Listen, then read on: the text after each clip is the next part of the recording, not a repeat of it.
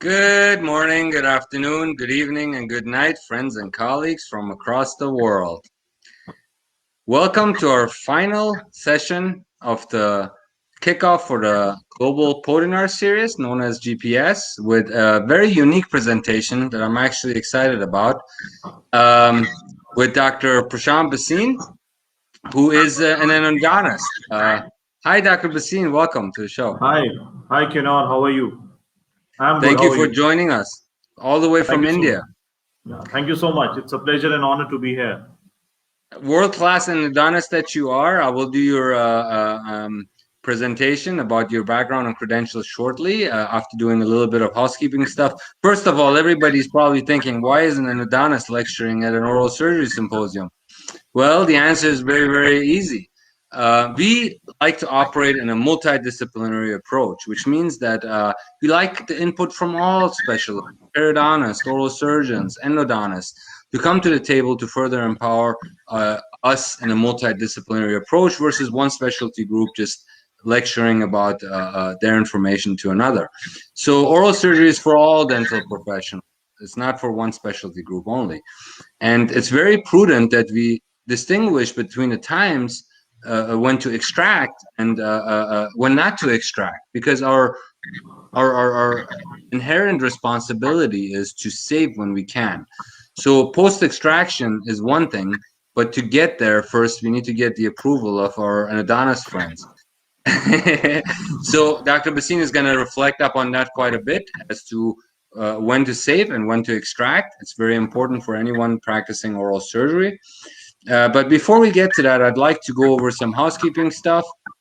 On the side of the chatter underneath, you can see comments. In that comment section, you will be able to obtain your CE for this week and today. That's for tomorrow. If you guys like to join us tomorrow, Dr. Javid is going to be mostly hosting, and we have some very exciting topics as well that we invite you to come in. As a token of appreciation to all of our colleagues, all general dentists and specialists and support staff, we would like to extend a 1-year free membership at the Academy.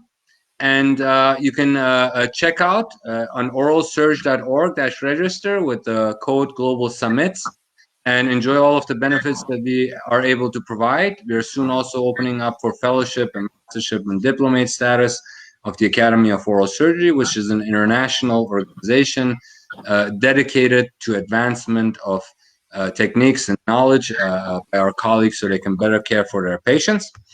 Last but not least, since we are an interdisciplinary scenario, we also have a process where we put these educational high quality complementary education that anybody can watch through our system of the Doctor to Doctor World's Top 100 operation, which is exclusively for doctors, by doctors, of doctors, with the mission to eliminate unnecessary third parties that are profiteering in our industry. And education brings us together.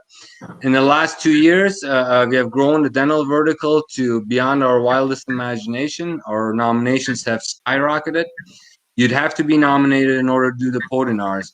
If you fill out this nomination form, either self-fulfill it for yourself. We ask you to refer more medical doctors, pharmacists, optometrists, chiropractors, and medical philosophers into the mix as we decide the future of our industry together and collaborate on an administrative, financial, and academic front. There are currently 26 ongoing doctor-to-doctor projects. We invite you guys to join us, and we invite you to bring your ideas to our Podinars. If you have techniques, products, services that are ran and operated and founded by doctors that you believe will benefit other doctors, come to us. Bring us that knowledge. Knowledge is king. It's not cash, as they like to tell you. Knowledge is power, knowledge is king, and knowledge is what is going to save our industry from what they have done to it in the last 4 decades. So instead of a lot of us see these complaints about insurance companies, hedge funds, management groups in our daily encounters on social media, but it's time to put a stop to it all and come together as doctors. We're smarter than that. You're smarter than them. And to bring our professionals together in the love of continuing education and sharing knowledge. So those were the housekeeping stuff. Now getting back to Dr. Bhasin's background, many of you guys know Dr. Bhasin from his presentations, regular presentations, I might add, that are floating around social media, not just in these forums, but also in many endodontic forums. And he's a postgraduate of Rajiv Gandhi University. And he's also a department head now at Delhi University for the reputable dental college. And he's been invited from various institutions to lecture from US, Canada, Germany, many European countries actually, Dubai, Brazil, Russia, and many others.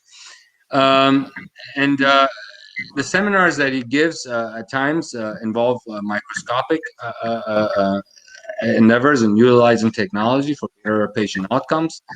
His award list would take me all day to read. In addition to what is listed here, there are many, many of them around the world that he participates in.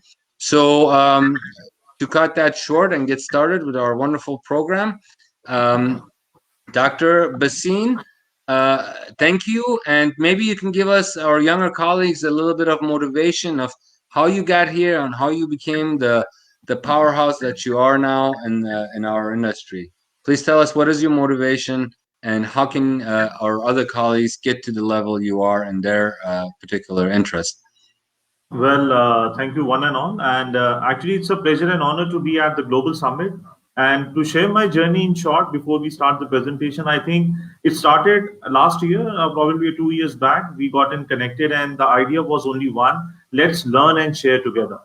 So we started this journey all together with a team of regents and ambassadors and chairs, in which we collaborated together. The idea was only one: that we reach to the maximum in learning and sharing, and so that we can build up a platform with which we can actually learn multidisciplinary approach.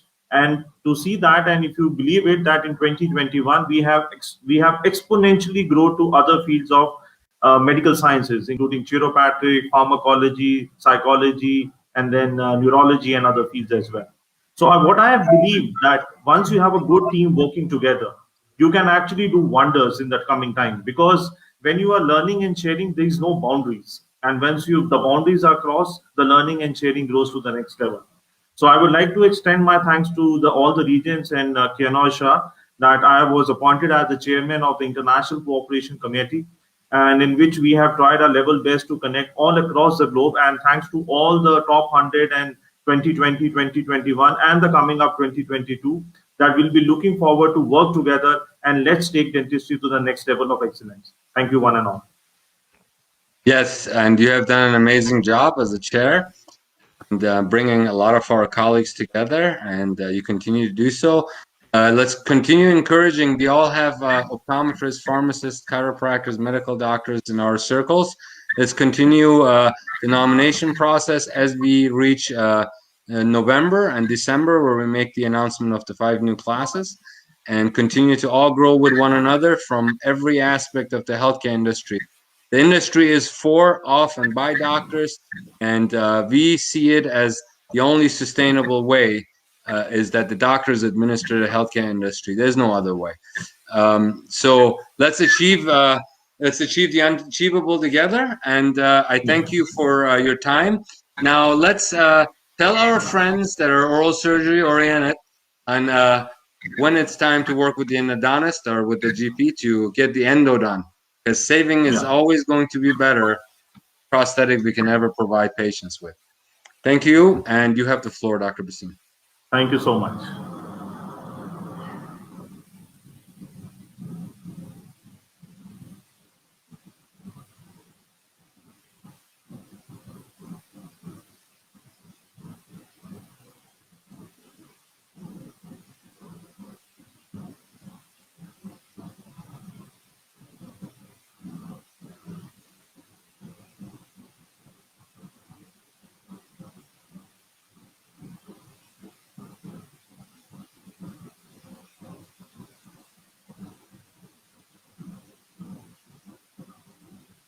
Well, can you see my screen?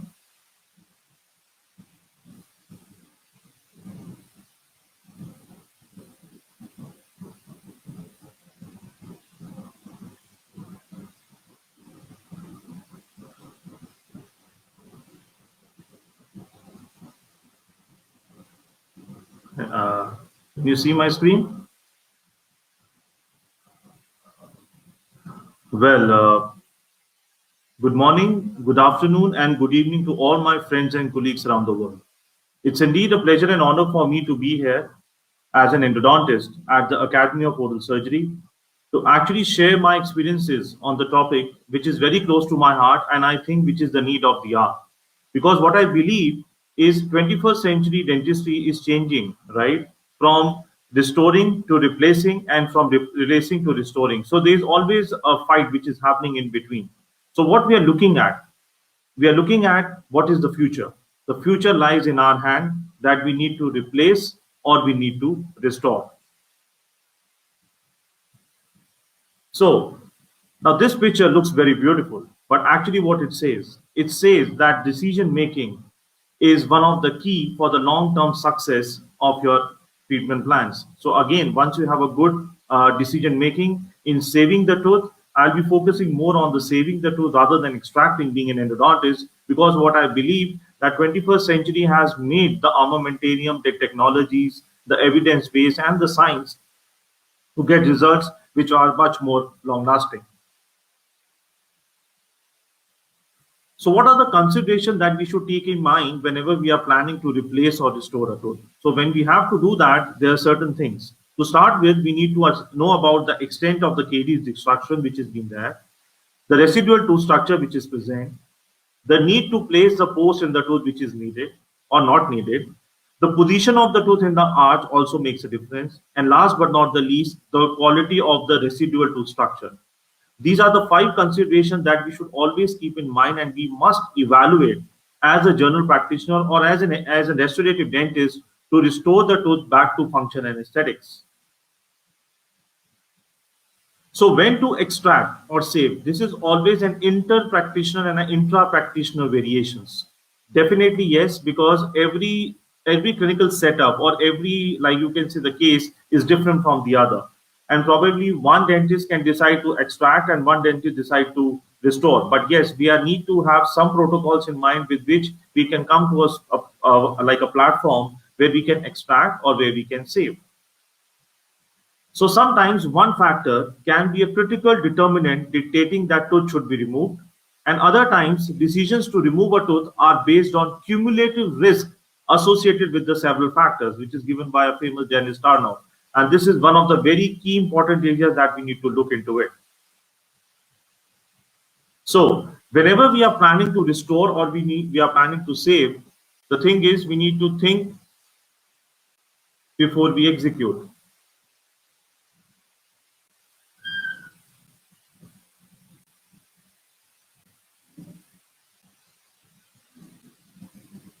My slides are changing?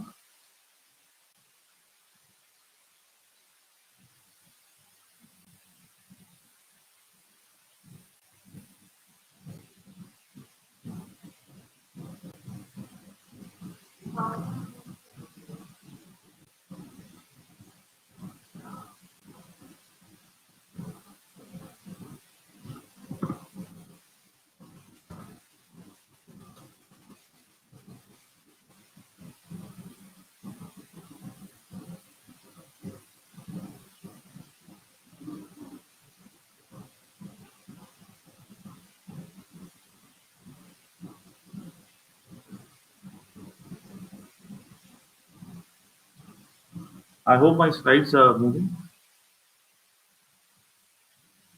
Okay. So we need to think before we execute, and that's very important. And for that, we need to be very sure about our treatment plan. So what are the evaluations? So what is we need to evaluate? So we need to have a restorative evaluation of a tooth. We need to have an endodontic evaluation. We need to do a periodontal evaluation, and also we need to do a prosthetic evaluation. So the idea is that it needs a multidisciplinary approach.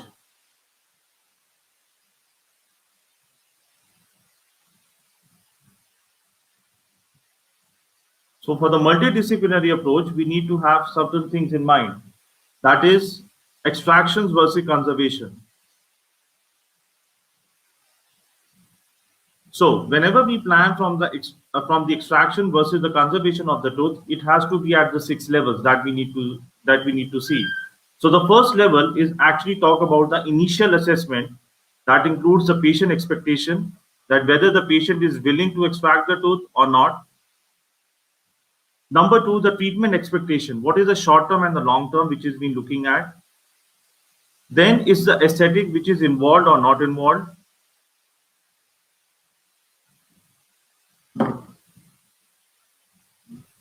Just a second, I think some presentation is.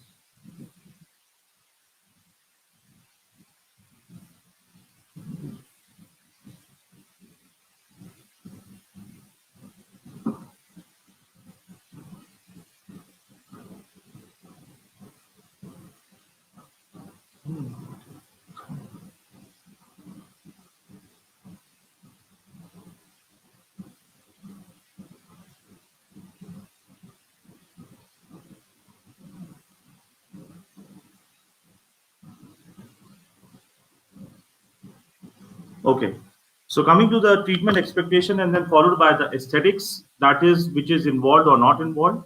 Then the finances associated with it, that is the limited or adequate. Patient compliance, that is adequate or inadequate. The second level is actually talks about the periodontal disease severity that we need to rule out. That is about the periodontal defect, which is less than 5 millimeters or between 5 to 7 millimeters or more than 7 millimeters. We need to check for the mobility, that is from 1 to 3 grade. Recurrence of the periodontal abscess, if which is there, which is present or not present. Look for the bone loss to decide for the extraction and conservation, that is less than 30%, 30 to 65%, or more than 65%. And also look for the bone defect. That is the morphology, that is a deep, narrow, or a superficially wide bone defects. Coming to the third level, that includes the furcation involvement. We need to look into it as given by Ham in 1975, that the class 1, 2, or a 3 furcation which is being there.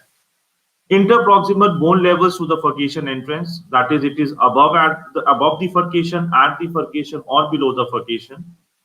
Presence of the root anomalies that we need to look at, that whether it is present or not, and also root resection will be needed, yes or no. Next factor is the etiological factors that we need to see about the calculus of the patient, that is the fourth level that we need to look into it, that, and also the surgical compromise of the bone dimension that we need to rule out, whether how much bone dimension will change. The periodontal retreatment, if it is there done, or it is recurrent, or it is refractory. The presence of the root proximity with the structures present. And at the fifth level, we look at the restorative factors, that is the faulty restoration and the fractures, whether they are restorable or non-restorable. The type of caries which is been there, extensive caries is there or it is less extensive. Crown root ratio, whether it is favorable or unfavorable, that has to be ruled out. And thus it needs post and core. So again, that has to be ruled out properly. Coming to the sixth level, that includes the patient habits such as smoking, whether it's a smoker or a non-smoker. Systemic conditions, whether that is they are uncontrolled and controlled diabetes and other systemic condition which has been there. Use of bisphosphonates, the patient has been taking any history which is there, that actually is one of the contraindications that we need to think, not an absolute, but yes, that if the patient has to go for implants, then saving the tooth is much better. And last but not the least, the clinical skills of the patient is very important. So for the long-term survival, as you see, this is given by the Journal of Prosthodontics, that if you have all three reds, that means it is strongly suggestion for the extraction. While when you have more of the yellows, then you can attempt to treat, and if it fails, then extraction is advisable. But yes, when you have all greens, as I have said, for the long-term maintenance, then tooth should be considered for the to be saved.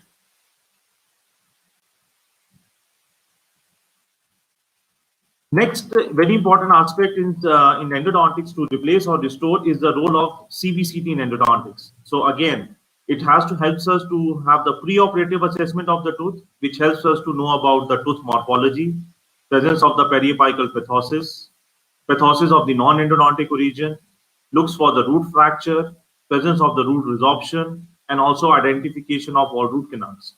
It also helps us to look for the pre-surgical anatomic assessment, and also it helps us about the post-operative assessment of the tooth that we can rule out. That means whenever we are in doubt, it's always better that we should go for an CBCT, for the three-dimensional study of the tooth, so that we can know about the periapical lesion, its healing, and what is the size of the lesion, which helps us to determine that how we can save this tooth for a longer period of time.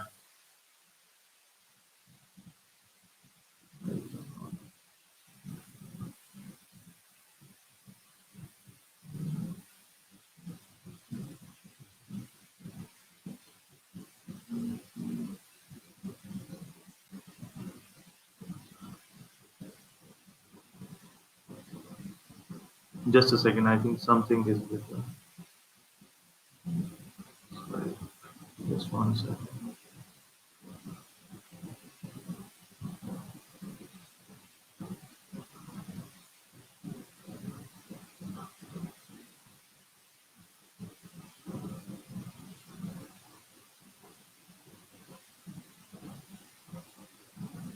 Okay.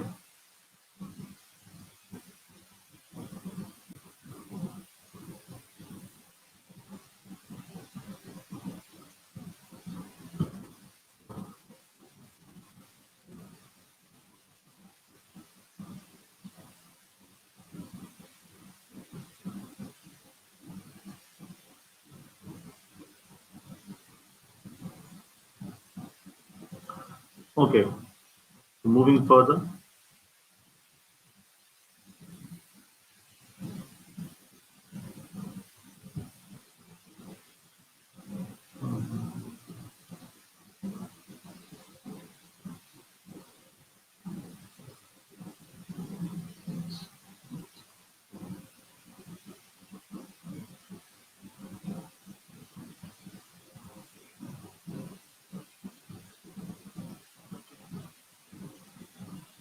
Just a second. I'm so sorry. There is some network issue which has come.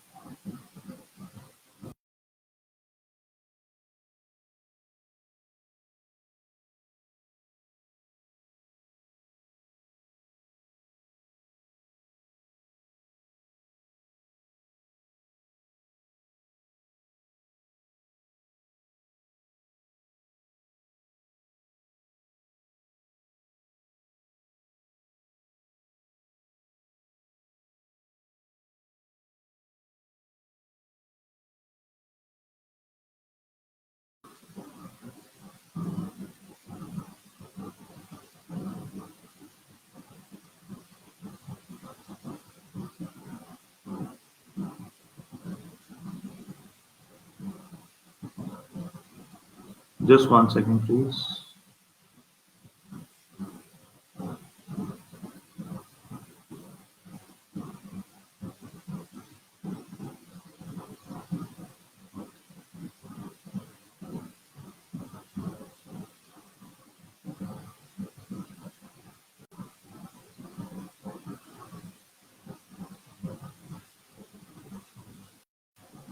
I hope my slides are visible.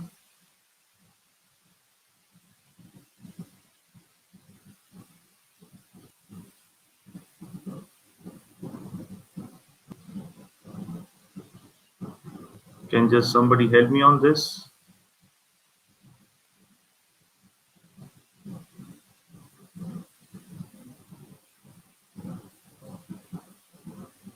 I'm actually on the full screen.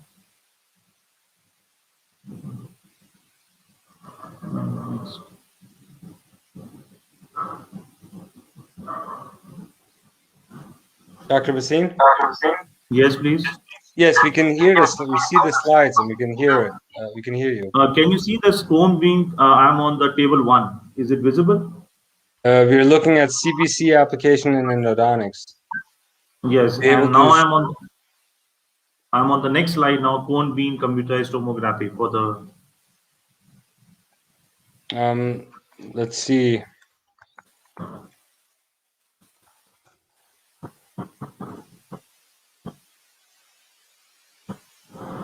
Can you see my slides are moving now?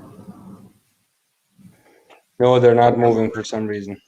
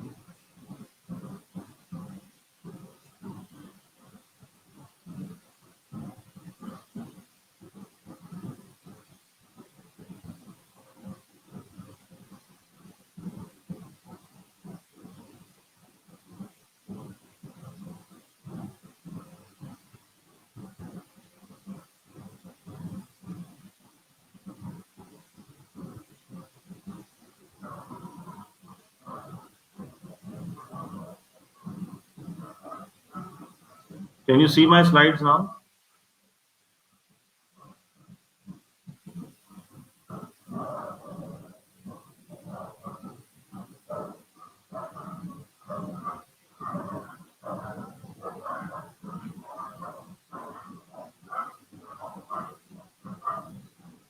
I hope my slides are visible now.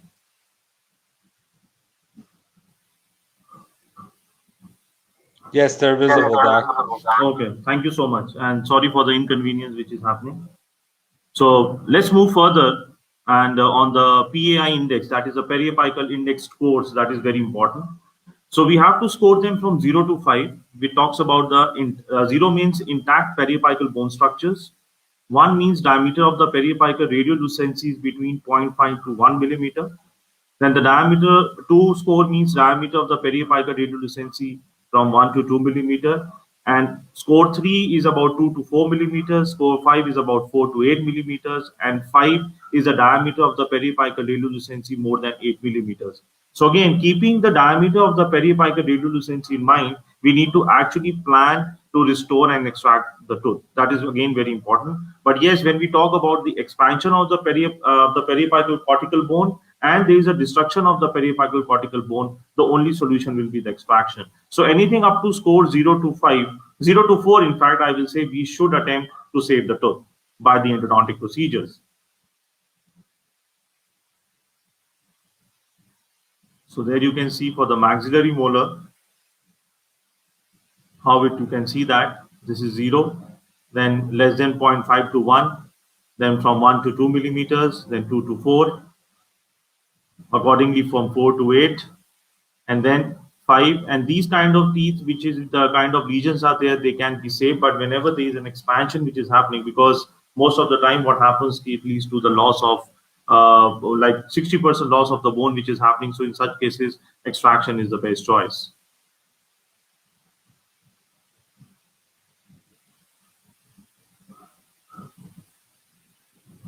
This is for the maxillary premolars that you can see here.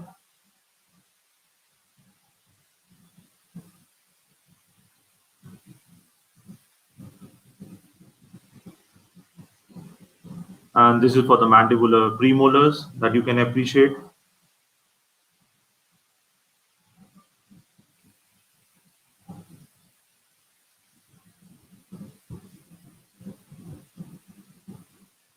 For the maxillary canines, again, when we talk about DNE, definitely we must extract the tooth. Otherwise, up to score 5, we must try to save the tooth.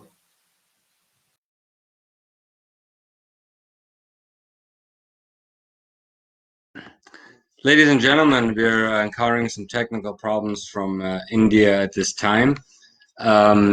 We will go ahead and cut the stream for the day. We will restart our sessions tomorrow with Dr. Bhasin's lecture once we figure out what this particular glitch is that's coming through the internet into our live stream. And we will reconvene again tomorrow for a robust day. Just to let you guys know, starting tomorrow, we're probably going to begin with Dr. Bhasin in the early hours at 9 o'clock. I'll jump in to host that session. Then we will commence the day with Dr. Zastro, Dr. Lowe, Singh, Hakemian, and Steyer, as hosted by Dr. Javid. You'll be able to continue to earn your CE units throughout the program. And we thank you for joining in at this time.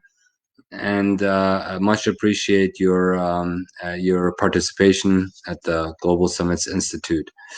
If you have any questions, please put your comments on the site, and we shall resume this for our second robust day tomorrow.